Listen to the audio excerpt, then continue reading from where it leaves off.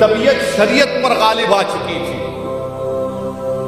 اسلام کو تبدیل کرنے کی کوشش کی جا رہی تھی، یزید کے دربار میں شراب نوشی عام تھی، یزید کے دربار میں کتے اور بلیوں کا ناچ ہوتا تھا۔ ایسے نازک وقت میں امام علی مقام امام حسین آتے ہیں، اور پھر علماء کرام نے لکھا کہ جب کربلا میں امام حسین پہنچتے ہیں تو ایسے صبر کا مظاہرہ کیا، اور وہ کیوں نہ کرے صبر جن کی والدہ بی بی فاطمہ خود صابرہ ہے، جن کی والدہ خود صابرہ ہیں حضرت فاطمہ۔ میرے عزیز دوستوں اور بزرگوں، امام علی مقام امام حسین جب کربلا میں گئے تو 72 لوگ آپ کے ساتھ، 21 اہل بیت سے ہیں اور ماباقی پورے صحابہ کرام کی اولاد، امام حسین کے غلام گزر۔ اب 72 کا مقابلہ 20,000 سے، 72 ورسز 20,000، 72 اور 20,000 کہ 3 دن پانی بند کر دیا گیا آل رسول کے اوپر، امام حسین کے اوپر، حضرت زینب، حضرت قاسم بن حسن، علی اکبر، علی اصغر، حضرت عباس، حضرت علی کے اور بیٹے ابو بکر بن علی، عمر بن علی، عثمان بن علی،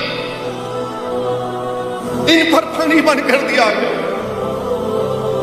جن کو جنت کا شہزادہ کہا گیا، جی اہل بیت کے تعلق سے آقا نے فرمایا پورے آل رسول نے 3 دن تک پانی بند کر دیا۔ کتے پانی پیتے تھے، اونٹ پانی پیتا تھا، مگر نواز رسول اور آل رسول پانی نہیں پی سکتے تھے۔ 3 دن تک بھوک اور پیاس میں رکھا ہے۔ اور پھر جب جنگ لڑنے کے لیے تمام یہ یزید کے جہنمی فوج آتی ہے تو امام علی مقام امام حسین یہ کہتے ہیں کہ مجھے ایک رات کا موقع دو، مجھے ایک رات کا موقع دو، میں رات بھر اللہ کی عبادت کرنا چاہتا ہوں۔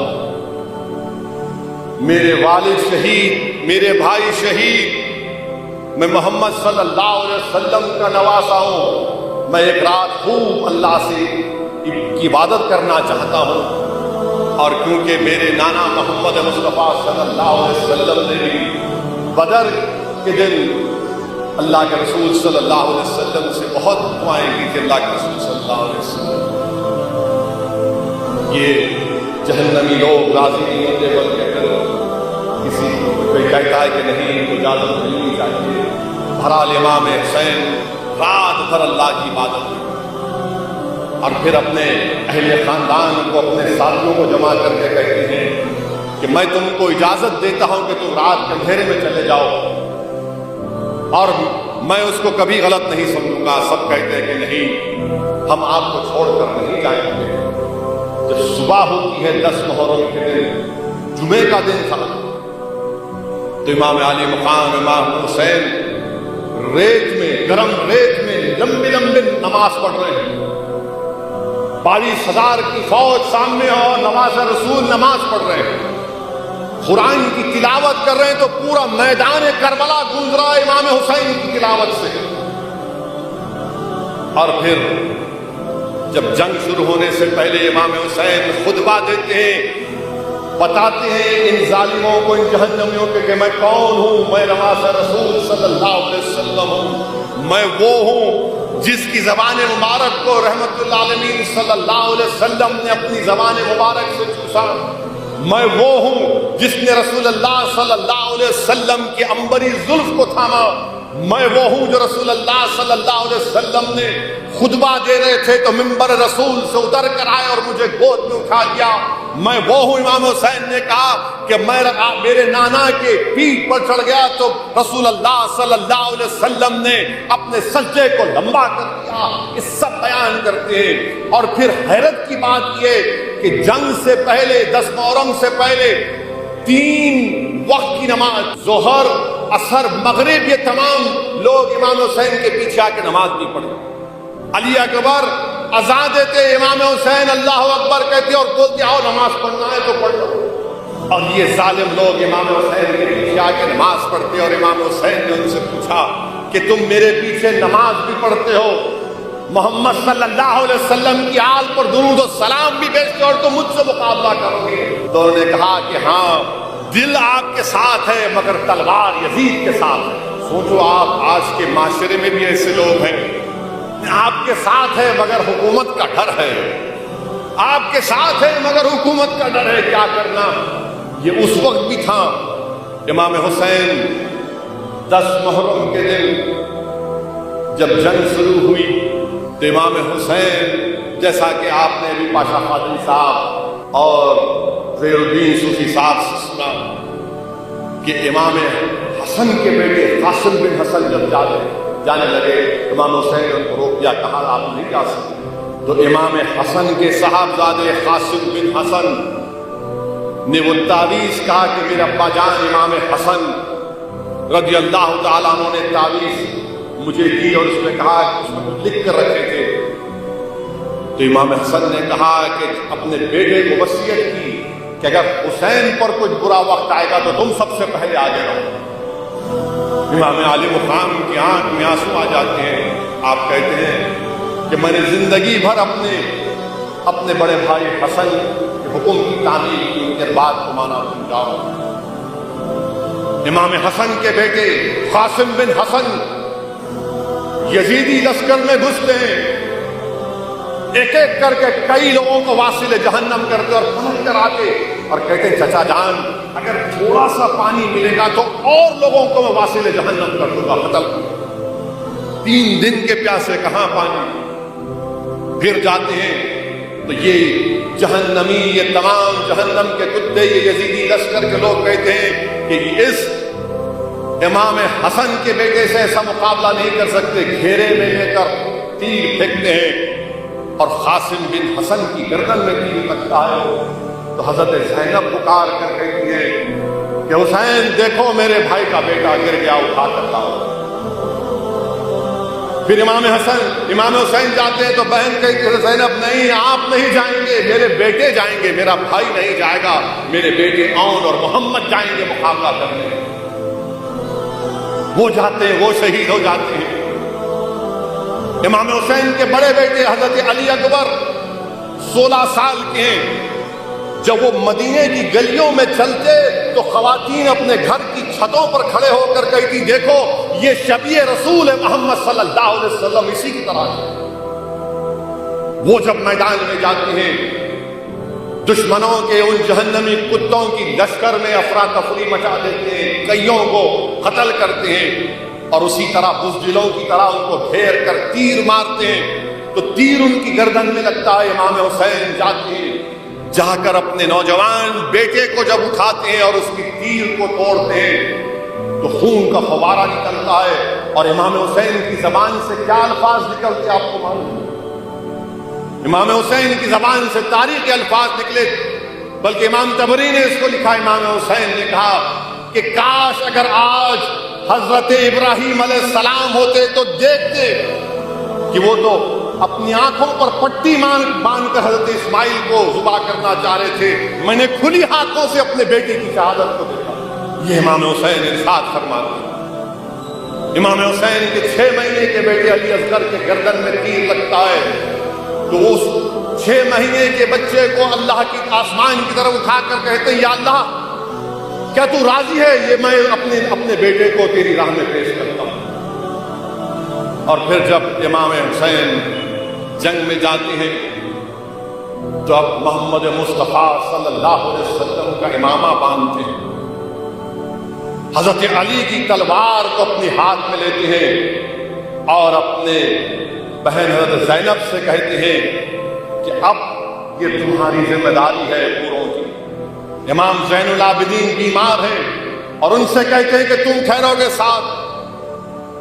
اور امام علی مقام امام حسین ان یزیدی جہنمیوں کی لشکر میں گھستے ہیں کوئی سامنے نہیں آتا، جو سامنے آتا اس کی گردن صاف۔ دوڑا گھوڑا پلٹا کر امام حسین اپنی بہن سے آ کر کہتے ہیں دیکھو زینب، دیکھو یہ بزدل بھاگ رہے، مقابلہ نہیں کر رہے۔ امام مقابلہ کرتے امام حسین، 20,000 کا لشکر، ہمت نہیں ہوتی، جو سامنے آتا اس کا قتل کرتے امام حسین۔